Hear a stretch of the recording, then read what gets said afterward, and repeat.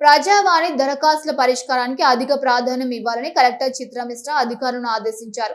సోమవారం కరీంనగర్ కలెక్టరేట్ ఆడిటోరియంలో ప్రజావాణి కార్యక్రమాల్లో భాగంగా ప్రజల నుంచి ఆమె అధికారులతో కలిసి దరఖాస్తును స్వీకరించారు. ఈ సందర్భంగా కలెక్టర్ ప్రజావాణి దరఖాస్తును వెంటనే పరిష్కరించాలన్నారు. ప్రజావాణి సందర్భంగా వివిధ శాఖలకు వచ్చిన దరఖాస్తులను పరిశీలించి సత్వరమే పరిష్కరించాలని సూచించారు.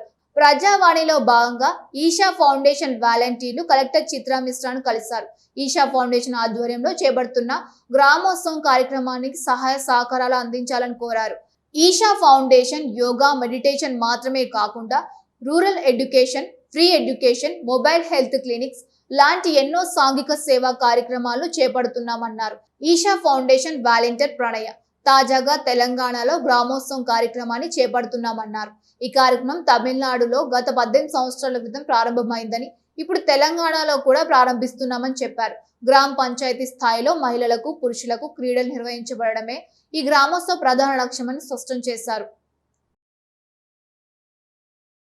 ఇదివరకు జేఏసీలో కూడా నేను పనిచేసినాను. నాకు ఉద్యోగాలు కూడా ఉంటుండే, కానీ జేఏసీలో పనిచేసినప్పుడు నా ఉద్యోగాలన్నీ పోయినాయి. కావున మేము ఉద్యమకారుల పెన్షన్ గురించి చాలాసార్లు కలెక్టర్ గారికి విన్నపం కూడా ఇచ్చినాము, రిజిస్టర్ కూడా ఇచ్చినాము. అయినా కూడా మేడం గారు వాళ్ళకి వీళ్ళకే రాయడం జరిగింది. కాబట్టి దీనిపైన కలెక్టర్ గారు స్పందించి మాకు ఉద్యమకారుల పెన్షన్ మంజూరు చేసి ఏపీయగలరని తమరితోని కోరుచున్నాము.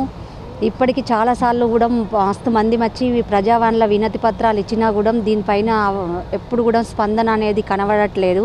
679 జీవో ప్రకారంగా తెలంగాణ ఉద్యమకారులకు పెన్షన్ 25,000 రూపాయలు మరియు 250 గజాల భూమిని కూడా మంజూరు చేయాలని కూడా జీవో వచ్చింది.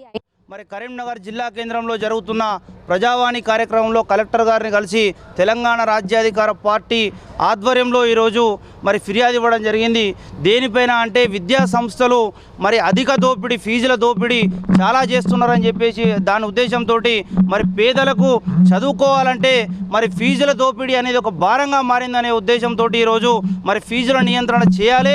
మరి ఈ హోర్డింగ్లు మరి విద్యా సంస్థల యాజమాన్యాలు ఇష్టరీతిగా రాజ్యంగా వాళ్ళు మరి విద్యార్థుల మార్కులు అసలు నిబంధనల ప్రకారంగా మరి పబ్లిసిటీ చేయకూడదు.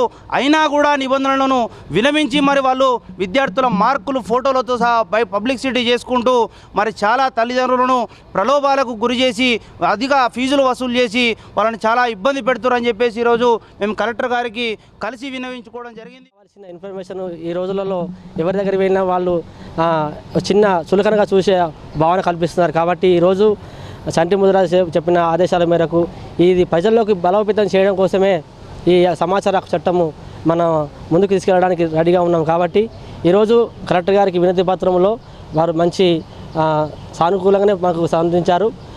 2-3 రోజులలో కూడా దానికి లెటర్ ఎక్కడ పంపారు ఇవ్వడానికి కూడా వాళ్ళు సిద్ధంగా ఉన్నారు. కాబట్టి మా వదనే పేరు మీద 4 గుంటలన్నర భూమి, వ్యవసాయ భూమి అయితే వరద కొట్టుడు కింద పోతుంది. అది దాన్ని విద్య చేసేది ఏంటంటే పక్క పన్ను ఉన్నాయనే ఇంత గజం బావు కలుపుకున్నాడు. తర్వాత ఒడ్డు పోసిండు, మొత్తం ఎత్తు ఒడ్డు పోసి నీళ్ళన్నీ వరద నీళ్ళు అన్నీ మా పొలంలో మునిగేటట్టు చేసిండు. పంట నష్టపోయింది. దాన్ని ఏం చేయమంటే సర్వే కూడా కట్టినాం ఎంఆర్ఓ ఆఫీస్లో 3 నెలలు కట్టి. వాళ్ళు ఏం నోటీస్ ఇస్తలేనికి వాళ్ళు సర్వే కట్టలేరు. అది చేసి ఇగో ఈ అప్లికేషన్ కలెక్టర్ గారికి ఇవ్వడానికి ఇచ్చిన ఇది.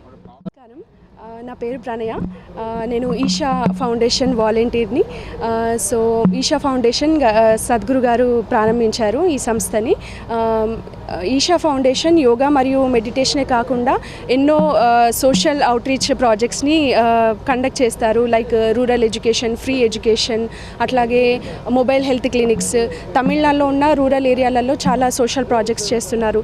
సోషల్ ప్రాజెక్ట్సే కాకుండా ఎన్నో ఎన్విరాన్మెంటల్ ప్రాజెక్ట్స్ కూడా చేస్తున్నారు. లైక్ కావేరీ కాలింగ్ అని, కావేరీ కాలింగ్ని కావేరీ రివర్ని ప్రొటెక్ట్ చేయడానికి కొంత ప్రయత్నం చేశారు.